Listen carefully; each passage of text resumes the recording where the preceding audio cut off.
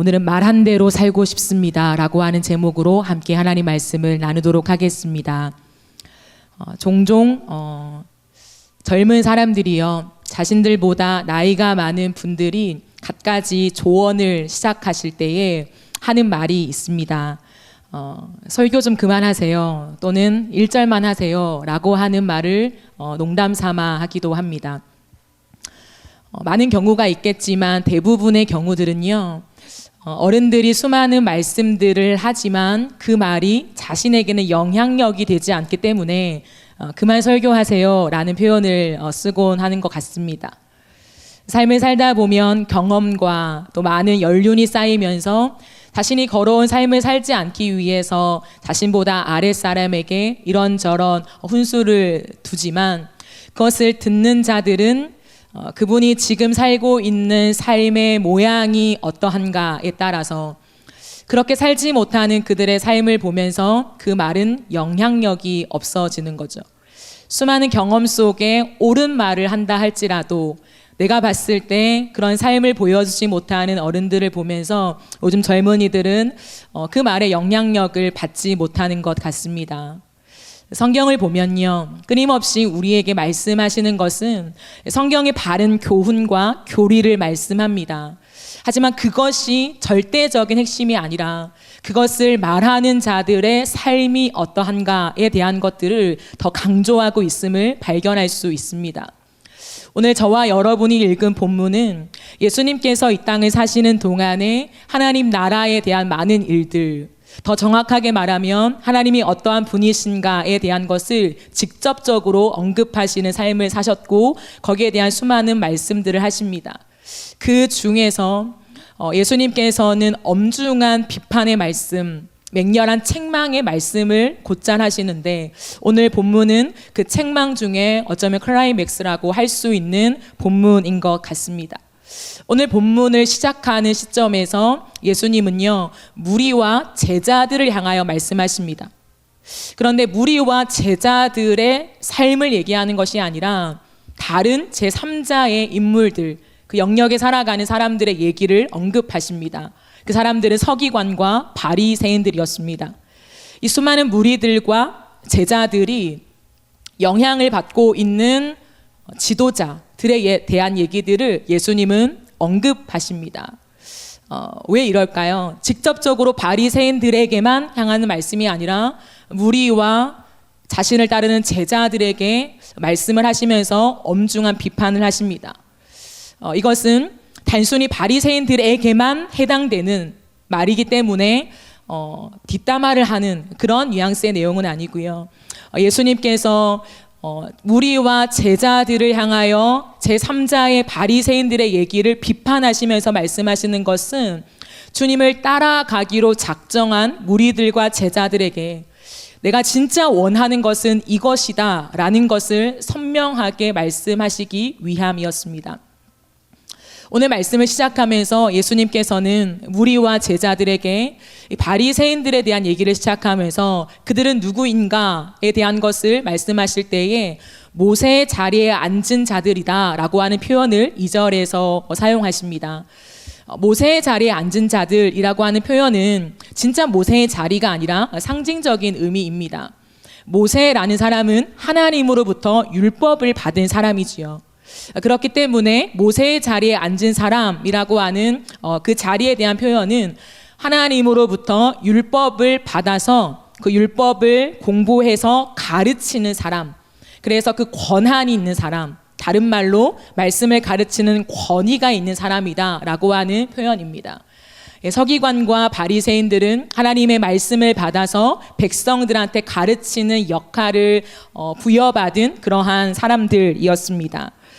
그렇기 때문에 그들은 날마다 말씀을 읽고 백성들한테 들려주는 그러한 일들을 감당했습니다. 그러나 예수님께서 그들에 대한 자리를 말씀하신 다음에 곧바로 무엇을 말씀하시냐면, 무엇이든지 그들이 말하는 바는 행하되 행위는 본받지 말라라고 3절에서 경고하고 계십니다. 왜냐하면 그들은 말만 하고 행하지 않기 때문이다 라고 언급하십니다. 그들의 행함은 본받지 말라라고 하시는 말씀은요, 바리새인들이 전했던 율법까지도 부정하신 것은 아닙니다. 그 율법의 내용이 틀렸다라고 하시는 것이 아니라 그 율법을 전하는 그들의 가르침과 그들의 삶이 일치하지 않는, 정확하게 말하면 가르침과 실천에 모순이 있다라는 것을 지적하고 있으십니다. 그러나 모순이 있음에도 불구하고요, 그들은 스스로 의롭다고 생각하고 있는 위선과 가식의 가면을 쓰고 있음을 예수님은 지적하고 비판하고 있으신 것입니다. 그러면서 이어서 예수님은요, 이 유대 종교 지도자들, 하나님으로부터 말씀을 가르치는 권위를 부여받은 이 사람들이 실제적으로 가르침과 행위에 어떠한 모순이 있었는가에 대한 것들을 언급하고 계십니다. 그것이 4절의 말씀인데요. 무거운 짐을 묶어서 사람의 어깨에 지운다라고 하는 표현을 씁니다. 유대인들 종교 지도자들은 율법 준수에 관한 종교적인 의무 조항과 수많은 규칙들을 지속적으로 늘려감을 통해서요, 종교적인 부담을 백성들한테 가중시켰습니다. 그러나 4절 후반절을 보면요, 자기는 이것을 한 손가락으로도 움직이려고 하지 않는다라고 하는 표현을 씁니다. 수많은 의무 조항들은 늘려가면서 책임을 부여하고 있으나 그 책임을 부여하는 당사자인 바리새인들은 손가락을 까딱거리지 않는다라는 거죠. 이것은 어떤 의미냐면요, 사람들한테 율법을 지켜야 합니다. 이 율법을 지키는 것이 주님의 뜻을 이루는 것입니다. 하나님의 마음을 아는 것입니다. 성경에 대한 것입니다. 라고 수없이 가르치는데요, 그 엄중한 규칙들을 사람들이 어떻게 지켜낼 수 있는가에 대한 그들의 삶에 대한 부분은 외면하고 있다는 것입니다. 정확하게 말하면 규율을 말만 해주고 그 규율대로 살 수 있도록 돕는 역할에는 외면하고 있다는 거죠.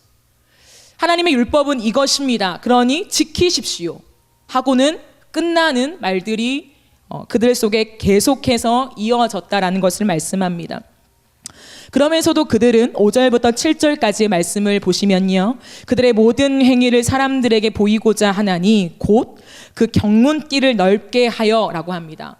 경문이라는 것은요, 모세 오경 중에서 중요한 구절들을 기록한 두루마리, 그것을 통에 담았는데요, 그 가죽통을 경문이라고 합니다.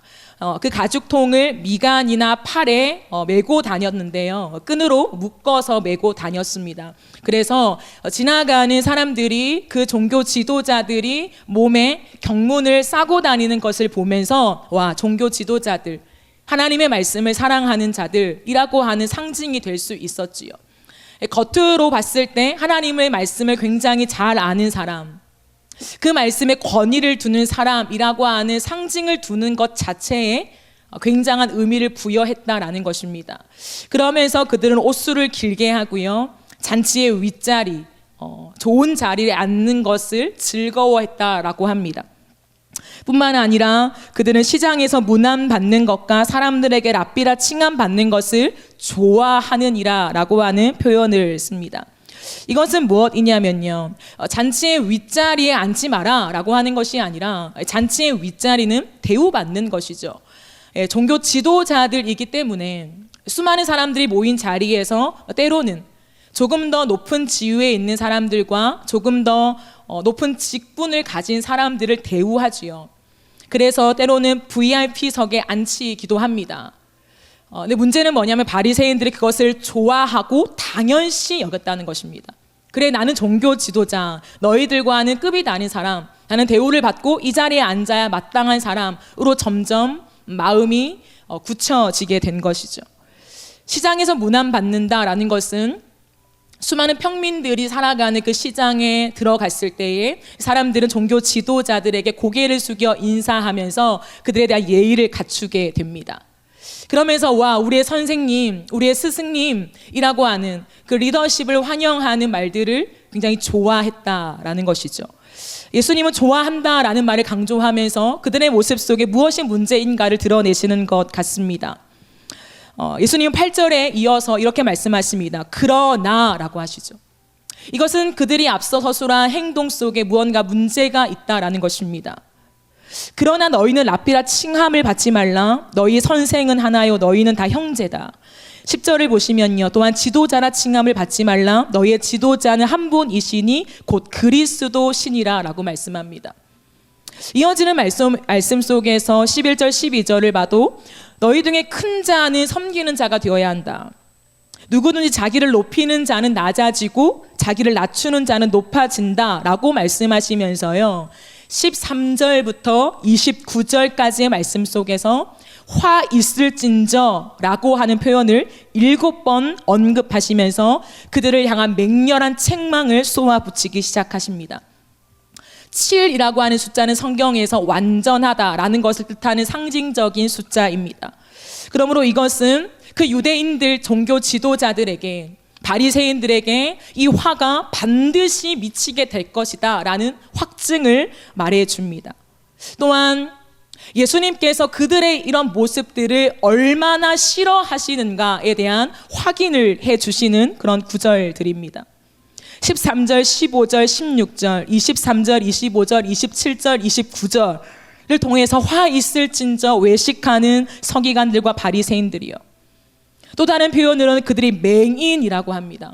어디로 가야 하는지의 방향성을 알지 못한 채 백성들을 이끌고 있다라는 것입니다. 심지어 예수님은 말씀을 마무리하는 30절에서 뱀들아 독사의 새끼들아 라고 하는 예수님이 하실 수 없을 것 같은 표현을 그들을 향하여 맹렬히 쏘아 붙이십니다. 도대체 무엇이 문제였을까요? 인자하시며 화를 내시기를 더디하시며 긍휼이 많으시며 용서가 풍성하신 예수님께서 어찌 이토록 화가 나셔서 하나님의 말씀을 대언하는 권위를 부여받은 바리새인들에게 그들에게 직접 말씀하시지도 않고 그들을 따라가고 있는 무리들, 수많은 백성들 앞에서 그들에 대한 맹렬한 책망과 비난을 쏘아붙이고 있으신 걸까요? 종교 지도자들이 가진 지위 자체가 문제였을까요?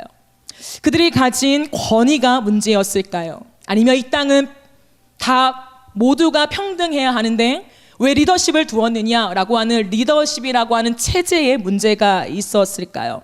아닙니다. 예수님께서 지금 맹렬한 비난과 책망을 쏘아붙이는 그 문제의 핵심은 무엇이냐면 바리새인들의 마음이었습니다. 바리새인들은 하나님께 리더십을 부여받은 사람들이었죠. 하나님의 말씀을 전하는 리더십으로 세움받는다라는 것은 어떠한 의미가 있을까요? 하나님의 율법의 말씀을 1.1획도 변개치 않고 바르고 올곧게 전하는 것 물론 맞지요. 하지만 하나님의 리더십으로 세움받는다는 것은 말씀을 논리적으로 체계적으로 잘 전달하는 것에 있지는 않습니다. 지식의 우월성을 가지고 탁월한 언변 능력으로 듣는 사람들로 하여금 속 시원하게 이 말씀은 이런 뜻이구나 라고 해석하는 그러한 인간의 탁월함에 있지도 않습니다. 하나님의 말씀을 가르치는 리더로 세움받았다라고 하는 것에 있어서 가장 중요한 것은 무엇이냐면 하나님의 마음을 가진 자가 되었다라는 것입니다. 하나님은 성경 어디에도 이 말씀의 내용만, 교리만, 틀만을 충실하게 내 백성들한테 가르쳐서 그것을 암기하도록 하라고 말씀하신 것이 없습니다. 겉으로는 암송하라, 이 말씀을 잊지 말라라고 하셨지만 그것은 문자를 토시 그대로 외우고 암송하라는 것이 아니라 그 안에 담긴 하나님의 마음을 아는 백성들로 세워달라라고 하는 주님의 부탁의 말씀이셨습니다. 그러므로 가르치는 자는 충실하게 말씀을 잘 전달하는 것도 중요하지만 단순한 가르침을 넘어서요, 그 말씀에 담긴 하나님의 마음을 알아서 그 마음대로 살아가는 자라는 의미가 포함되어 있습니다. 하나님의 마음은 이것입니다 라고 하는 것으로도 불충분합니다. 그 마음을 가진 채로 살아갈 수밖에 없는 사람들, 이것이 하나님의 리더십인 것이죠. 그러나 바리새인들은 하나님의 마음을 가지지 못했습니다. 겉으로는 하나님의 사역자였습니다. 예, 말씀에 탁월했습니다. 경건의 모양이 출중했지요. 사람들한테 영적인 권위가 있어서 수많은 사람들한테 늘 존경을 받아왔습니다. 대접을 받았지요. 높은 자리에 앉게 만드는 VIP가 되었습니다. 그러면서 수많은 사람들이 모인 장소에서 여러분, 하나님의 뜻은 이것이니 이러한 은혜를 받았다면 우리는 또한 이 책임과 의무를 감당해야 합니다라고 하는 수없는 많은 강조의 말씀들을 가르칩니다. 그리고 가장 중요한 것은 그렇게 가르치기를 좋아한다라는 것이죠. 그런데 문제는 무엇입니까? 이렇게 수많은 백성들을 앉혀놓고 가르치기를 좋아하는 그들의 마음속에 잃어버린 것이 있었습니다. 그것은 무엇이냐면 한 영혼을 향한 마음을 잃어버린 것입니다. 예수님은 오해 8절과 10절 말씀을 통해서요, 8절을 먼저 보시면 그러나 너희는 랍비라 칭함을 받지 말라. 너희의 선생은 하나요? 너희는 다 형제니라 라고 말씀하신 걸까요? 랍비를 없애고 너희가 똑같은 형제다 라고 말씀하시는 것은요, 리더십의 체계를 없애고 모두가 다 평신도가 되라는 그런 말씀이실까요? 그렇지 않습니다. 10절 말씀을 보면 또한 지도자라 칭함을 받지 말라. 너희의 지도자는 한 분이시니 곧 그리스도시니라 라고 말씀합니다. 이것은 하나님께 리더십을 부여받은 사람은 나는 가장 탑 리더, 내 위에 아무도 없어 라고 하는 교만 속에 안주하는 것이 아니라 언제나 기억할 것은 내게 리더의 십을 부여하신 그 진짜 지도자가 있다라는 것을 기억하라는 것이죠. 우리에게 있어서 하나님의 말씀을 전하는 그 리더십을 부여하신 유일한 지도자가 누구이십니까? 예, 유일한 한 분, 예수 그리스도라는 것을 선명하게 말씀하고 있다는 것입니다. 그렇다면 그 리더십을 따라가는 수많은 사람들이 해야 되는 가장 큰 특징은 뭐냐면 그 리더십의 마음을 가지는 사람들이라는 거죠.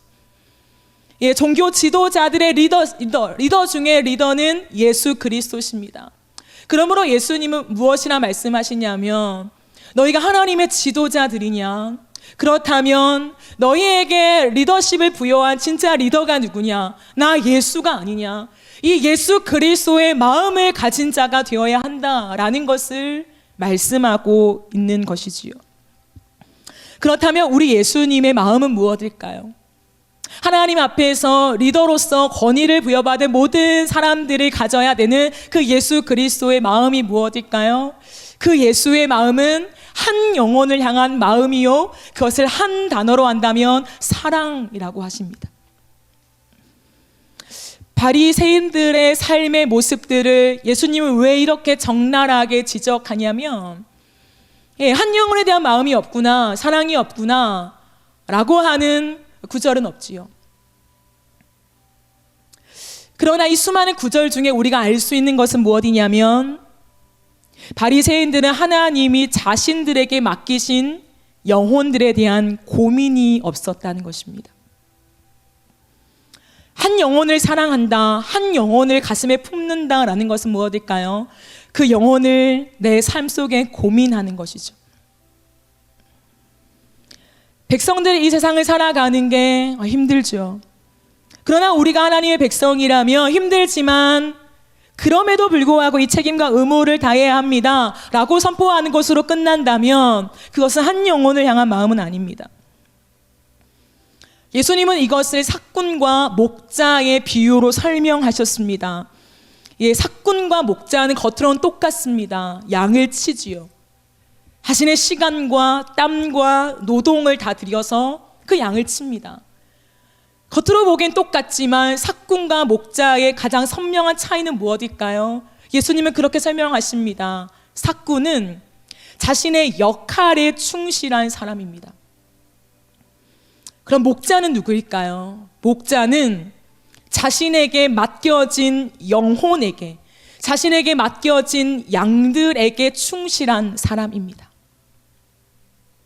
예, 겉으로 보기엔 똑같게 보이죠. 비슷하게 보이죠. 삭군의 역할이 양을 보살피는 것이니까요. 하지만 이것은 선명한 차이가 있습니다. 예수님이 그것을 핀셋으로 꼬집어내는 듯한 세밀한 말씀을 하고 계시는 것이지요. 삭구는 자신이 주어진 역할, 양을 보살펴야 하는 역할, 양을 보호해줘야 하는 그 역할, 그 일에 집중하는 사람이다. 그러나 목자는 양들 자체에 충실하며 집중하는 사람이다. 그걸 누가 알 수 있을까요? 겉으로는 똑같은데, 똑같은 시간에 내게 주어진 양 몇 마리를 얼마나 잘 관리했는가인데 그것을 누가 발견할 수 있을까요? 예수님이요.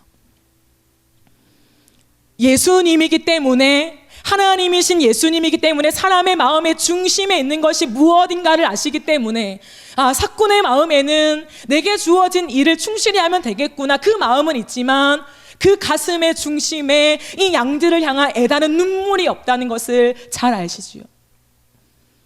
그렇기 때문에 힘들고 고비가 오고 자신의 이익에 손해가 올 때는 가감없이 양들을 버릴 수 있다는 것입니다.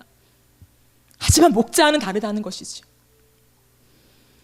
목자도 겉으로는 똑같은 시간에 맡겨진 양들을 관리하고 먹이는 일들을 충실히 감당하는 것처럼 보이지만 사람들에게 보이지 않는 그 마음의 중심에는 하루 종일 그 양들을 향한 걱정과 아픔과 눈물과 사랑이 섞여 있는 그 마음을 하나님이신 예수님만 읽어내실 수 있는 것이지. 그렇기 때문에 바리새인들에게 지적하는 것입니다. 너희는 누구냐? 너희는 삭군이냐? 너희는 목자냐? 그들은 대답합니다. 저희는 목자입니다. 하나님이 맡겨주신 이 백성들을 충실하게 역할을 감당하며 관리하며 그들을 케어하고 있습니다. 가르치고 있습니다. 라고 대변하죠.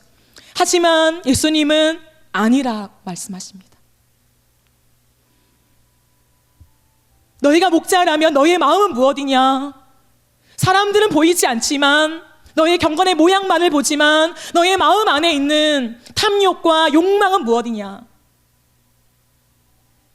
돈을 원하고 권력의 유지를 원하고 겉모양을 운영하길 원하는, 그럼 너의 마음은 무엇이냐? 라는 것을 지적하는 것이죠.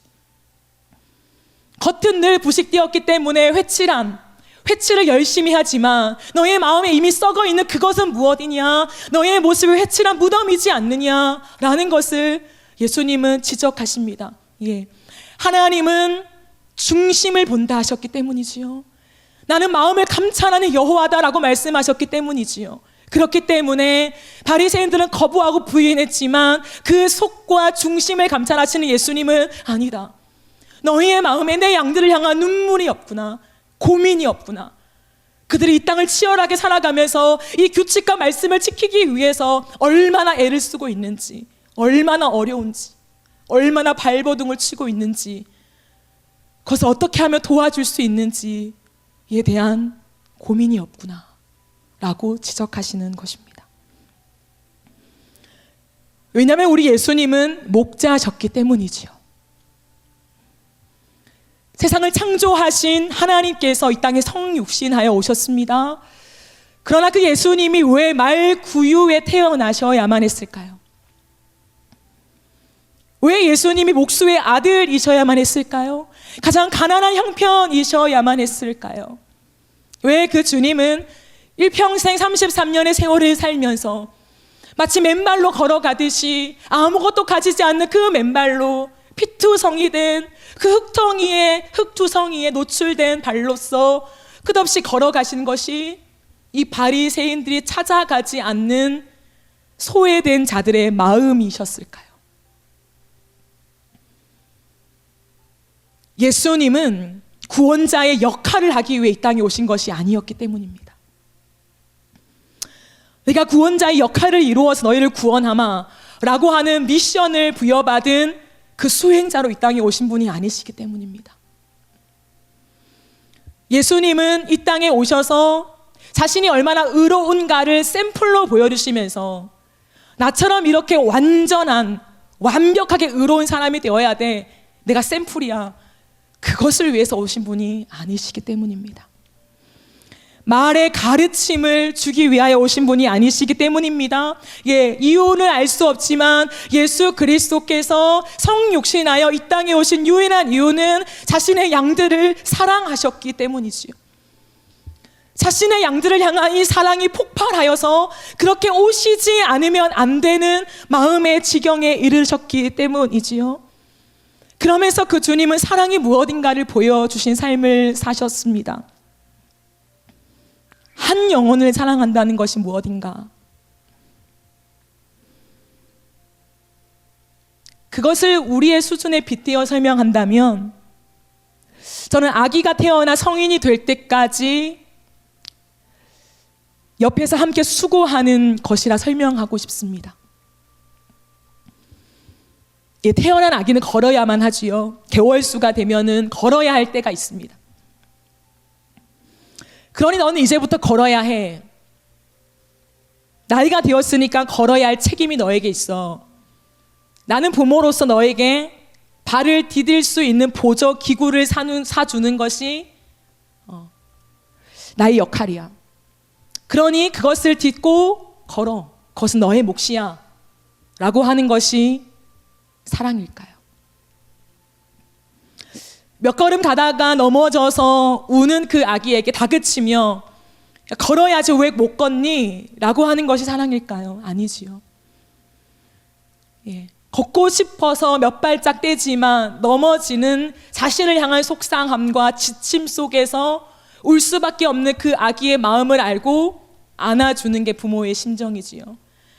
그러면서 이제는 너가 힘드니까 계속 나에게 안겨 있어가 아니라 그 안아준 다음에 다시 그 아이를 내려놓고 할 수 있어.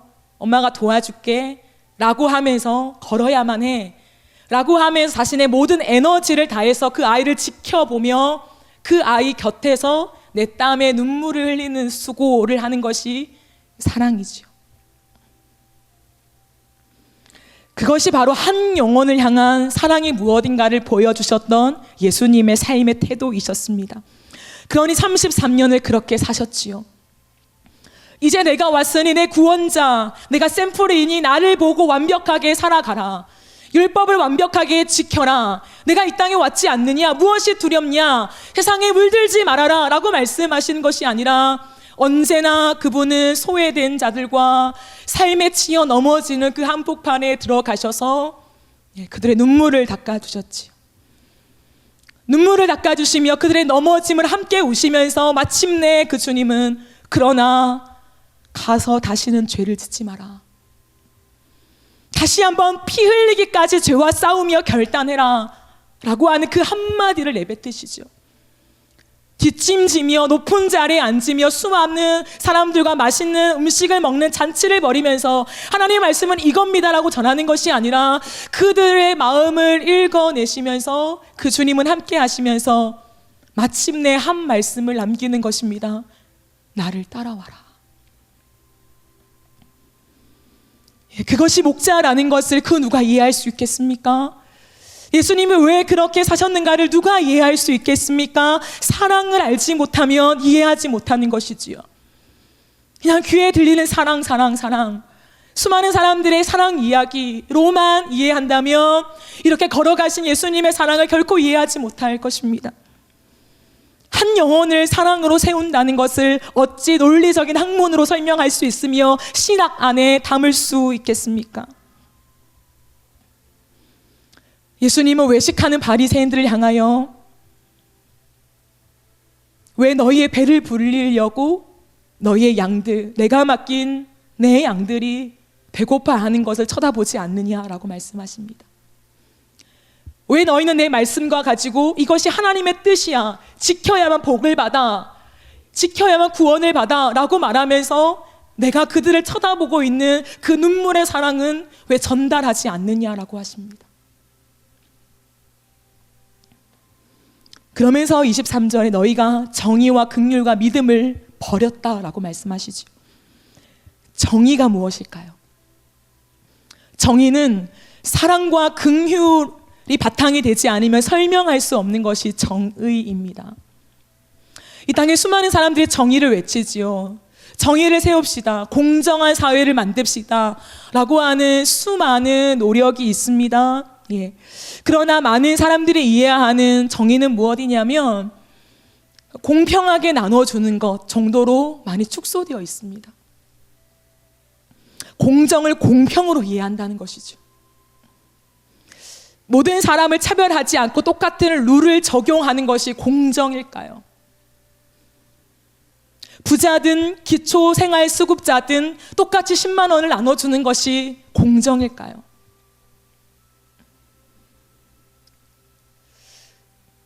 우린 너무 쉽게 공정을 세웁시다. 공평해야 할 것 아닙니까? 평등해야 합니다. 라는 말로 진짜 하나님 말씀하시는 공정이 무엇인가를 왜곡시키고 있습니다. 공정은 약자들이 보호받지 못할 때 생겨난 것이죠. 공정과 공평이라는 것은 수많은 사람들의 힘의 논리로 약하고 가난한 사람들을 짓밟고 그들에 대한 권리를 박탈하는 그 요구에서 일어난 항의이지요. 그렇기 때문에 공정은 너나 할 것 없이 평등하자가 아니라 사랑과 긍휼을 이해하지 않으면 세울 수 없는 것이지요. 이 정의는 한 영혼으로부터 출발된 용어입니다. 대의를 위하는 것이 아니라 너가 힘이 있으니 많이 가졌으니 누리는 건 당연한 거야가 아니라 약한 자들을 보호하기 위한 용어라는 것이죠. 왜 약한 자들을 무참히 짓밟습니까? 그들에게도 권리를 줍시다. 그들을 보호해 줍시다. 라고 하는 애타는 마음으로 나온 것이 공정이라는 것입니다. 현재 넷플릭스라는 플랫폼에서 공급하는 오징어 게임이라는 것이 온 세계 열풍입니다. 아시나요? 한국 드라마죠.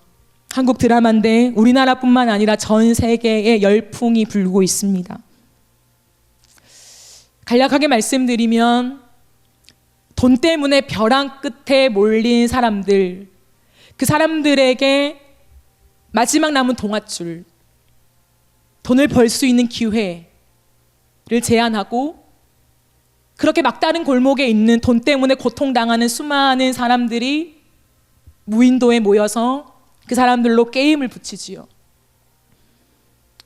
왜 왔는지 모르고 무엇을 하는지 몰랐습니다. 무궁화 꽃이 피었습니다 라고 하는 게임으로 시작하지요.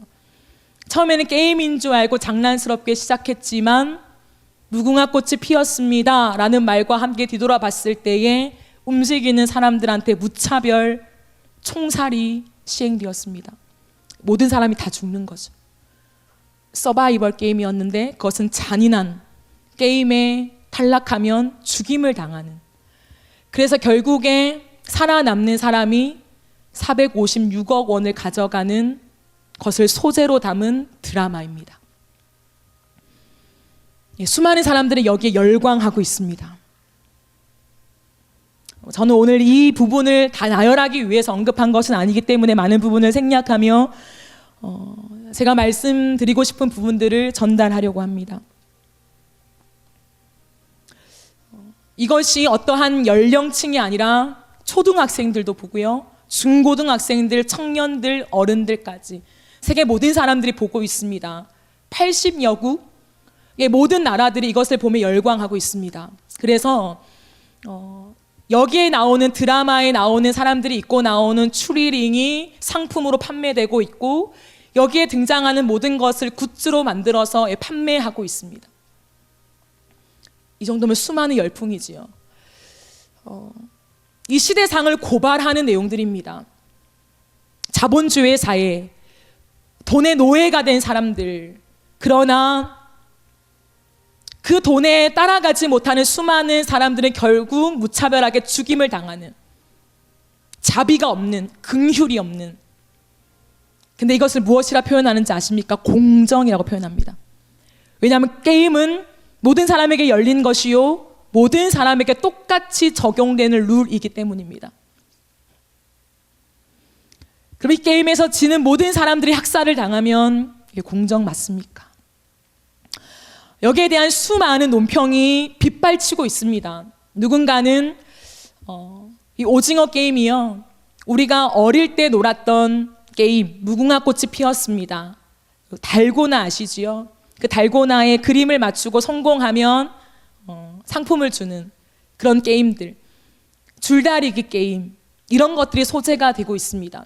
그렇기 때문에 온 세계가 열광하면서 한국의 전통 놀이가 이슈가 되고 있고, 그것이 좋은 지금 피드백으로 돌아오기 때문에 경제적으로도 또 한국의 위상을 날리는데도 굉장한 이점이 되고 있다라고 논평을 하는 사람들, 이것이 문학적으로 예술적으로 굉장히 탁월하다라고 논평하는 사람들, 또 누군가는 이 시대상을 고발하고 있기 때문에 굉장히 속 시원하다라고 말하는 사람들, 각양각제 각 영역에서 수많은 사람들이 이 오징어 게임이라고 하는 한 플랫폼 이 부분을 가지고 수많은 논평을 합니다.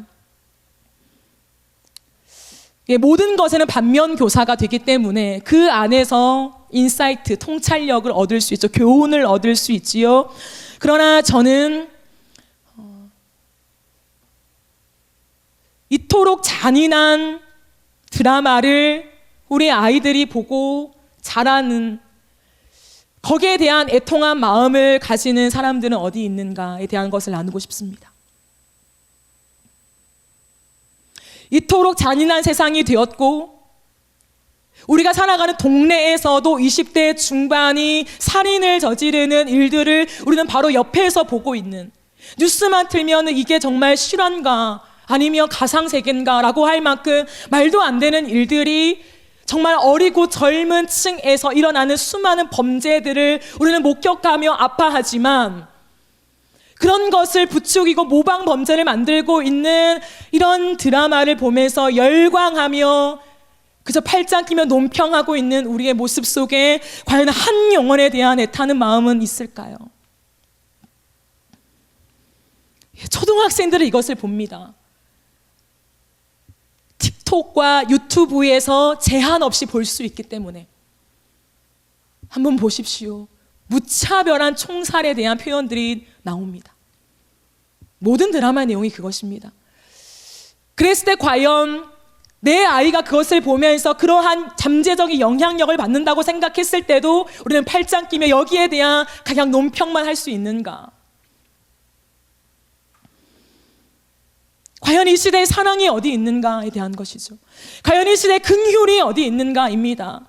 서바이벌 생존 경쟁이 사회라고 하는 상을 보여줄 수 있으나 그런 다음에 대책이 없지 않습니까? 속 시원하면 되는 것입니까? 막장 드라마를 만들어서 우리의 속이 시원하고 우리의 이목을 집중하고 재미가 있으면 그만인 것입니까?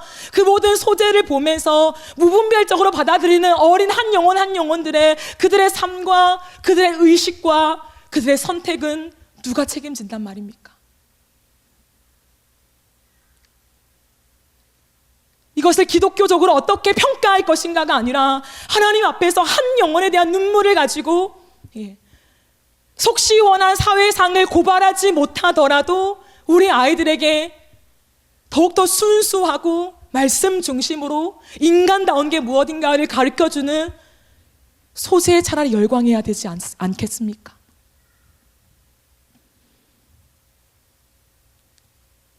우리는 너무 쉽게 말합니다. 하나님 말씀이 이겁니다. 교리가 이겁니다. 예수를 믿으면 구원받습니다. 맞지요. 예수를 믿는다고 고백하면 바로 구원을 얻는 놀라운 은혜는 맞습니다. 하지만 그 은혜라는 것 안에 모든 것을 다 숨길 수는 없는 것입니다. 치열한 고민이 필요하지요. 우리가 열광하는 그 드라마 안에서 우리는 무엇을 고민해야 하는가? 단순한 지식적인 지성인들의 대담이 아니라 하나님이 키워나가기를 원하시는 한 영혼을 키워나가는 원리가 그 속에 있는가?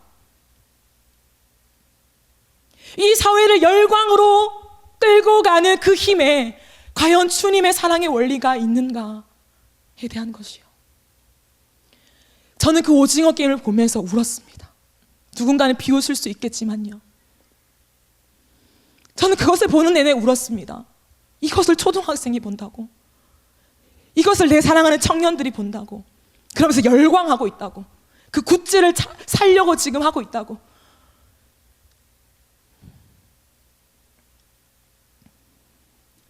저는 오늘 설교의 제목을 말한 대로 살고 싶습니다 라고 정했습니다.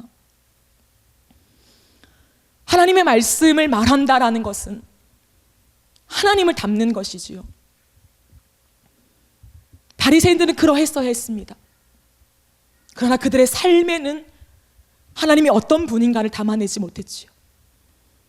예수가 걸어오신 그 세월을 담아내지는 못했습니다. 그러니 예수를 거부했지요. 이 설교를 준비하면서 여러분 이렇게 사셔야 합니다. 이 땅에 정의는 어디 있습니까? 사랑이 어디 있습니까? 를 외치고 싶은 것이 아니라 먼저는 제 자신에 대한 눈물이었습니다. 하나님, 수없이 강단에서 말씀을 외쳐야 하는 그런 놀라운 은혜로운 권위를 부여받은 자 맞습니다. 그러니 하나님 더 두렵습니다. 말한 대로 산다는 것이 무엇입니까? 그냥 교리를 말해주는 것, 성경의 원리를 말해주는 것, 성경 공부를 시켜주는 것이 아니라 말한다라는 것은 말의 언어를 가진 인간들의 인생을 이해한다는 것인데, 단순한 말이 아니라 말할 수 있는 유일한 창조물, 인간. 인간에게 부여하신 인생이 무엇인가를 알아야 하나님 그 말에 힘이 있지 않겠습니까? 그러나 내 모습에 왜 이렇게 사랑이 없습니까, 주님? 왜 이렇게 긍휼이 없습니까? 왜 모든 것을 그냥 사회적인 이슈와 유행과 문화와 당연한 지금의 흐름으로 보면서 그 안에 담긴 하나님의 마음을 읽어내지 못합니까? 로부터 출발된 것입니다. 누군가 어떤 영역에 있는 지도층에게만 해당되는 말씀이 아니라 오늘 예수 그리스도를 따라가는, 그분을 온전한 리더로 두는 우리 모두에게 해당되는 말씀이요, 그렇기 때문에 우리가 살아가는 모든 삶의 말대로 우리는 정말 살고 있는가를 돌아보아야 하지 않겠습니까? 수많은 성도들뿐만 아니라 내 자녀들과 내 가족들과 내가 일상적인 대화를 나누는 모든 사회적인 동료에게조차 내가 무언가를 말하고 있는데 정말 그 말한 대로 살고 있는가? 예수 그리스도께 리더십을 부여받은 우리가 정말 예수의 사랑을 보여주는 삶을 살고 있는가? 주님은 대의를 말하지 않습니다. 어떤 큰 흐름을 만들어서 프로젝트를 만들어 사회를 변화시키고 공의를 세워나가고, 그랬으면 예수가 이 땅에 오셔서 그 촌 동네를 돌아다니면서 그들의 눈물을 닦아주는 세월로 인생을 끝내시진 않았을 것입니다. 그러나 왜 그러셨을까요? 대의를 이루는 어떤 프로젝트가 아니라, 슬로건이 아니라, 정치가 아니라 나에게 오늘 하나님 아버지의 그 사랑의 마음이 들어와서 그 사랑의 마음을 가지고 한 영혼 한 영혼을 세우는 것, 그것이 하나님의 방법입니다. 드러나진 않지요. 그러나 내 옆에 있는 한 사람을, 한 영혼이라도 내 삶을 다 바쳐 세운다면, 그 사람이 1차적으로는 내가 생각하는 대로, 내가 말하는 대로, 내가 추구하는 대로 살아간다면 제가 리더는 아니잖아요. 제 위에 있는 유일한 리더 되시는 예수를 닮는 길로 인도하고 있는 것이 되는 것입니다. 그러기에 교회는 타협하면 안 됩니다. 교회는 한 영혼에게 목숨을 걸어야 합니다. 수많은 사람들이 말하겠지요. 한 영혼에게 목숨을 거는 동안에 99마리는 어떡합니까? 그들은 지금 방치되고 있는 것이 아닙니까? 라고 따져 물을지도 모르겠습니다. 내게 주어진 모든 시간과 땀과 눈물을 다 바쳐서 100명을 다 케어할 수 있다면 감사한 일이겠지요. 하지만 나라는 사람의 역량이 고작 한 사람이라면 그냥 한 사람만 케어하지 뭐 라고 하는 단순함이 아니라, 하나님 내가 내 삶을 다 바치는데 한 영혼밖에 내가 케어하지 못하겠습니다 라고 한다면, 그렇게 충실하게 세워놓은 한 영혼을 통하여 하나님은 이 땅을 변화시키실 것입니다. 왜냐하면 이 땅을 변화시키는 것은 우리의 손에 있는 것이 아니기 때문이지요. 그러기에 조급한 마음, 무언가를 많이 이루어야 하는 마음이 아니라 내 옆에 있는 한 영혼, 그 한 영혼에게 나는 어떤 가치관을 심어주고 있는가, 어떠한 삶의 인생의 얘기를 나누고 있는가, 거기에 집중하라고 예수님이 말씀하시는 것이 아닐까요? 말씀을 정리하겠습니다. 말을 할 수 있는 권한과 권위가 부어진 것은 굉장히 큰 영광입니다. 그러나 말하는 영광을 부여받았다면 우리를 말하게 하신 분을 드러내야지요. 말한 대로 완벽하게는 살 수 없습니다. 예, 그러기에 저는 기도합니다. 주님, 말한 대로 살고 싶습니다. 오늘도 말쟁이가 되는 것이 아니라, 가르치기만을 좋아하는 자가 아니라 삶의 한 절이라도 예수를 닮으며 말한 대로 살고 싶습니다. 그래서 예수를 믿는다는 것이 수많은 종교가 아니라 진리이며, 삶의 수많은 핍박과 환난과 손해가 오지만, 내 삶의 안정감을 빼앗길 수도 있지만, 그럼에도 불구하고 예수를 선택할 수밖에 없는 자들로 저는 세우고 싶습니다. 우리의 인생 속에, 이 땅의 혼란스러운 수많은 소리 속에 하나님의 마음에 집중하시는 저와 여러분이 되시기를 바랍니다. 그 주님의 마음은 한 영혼입니다. 한 영혼. 한 영혼을 향한 눈물과 내 자녀가 이것을 보아도 되는가, 보지 않았으면 좋겠는가를 생각하면 답이 나오는 것입니다. 그렇게 너무 작은 한 걸음이지만 한 영혼을 충실하게 사랑하는 그 목자의 심정으로 예수 그리스도만을 따라가시는 참된 그리스도인이 되시기를 간절히 바라고 소망합니다. 우리 이 시간 함께 기도하시겠습니다. 들은 말씀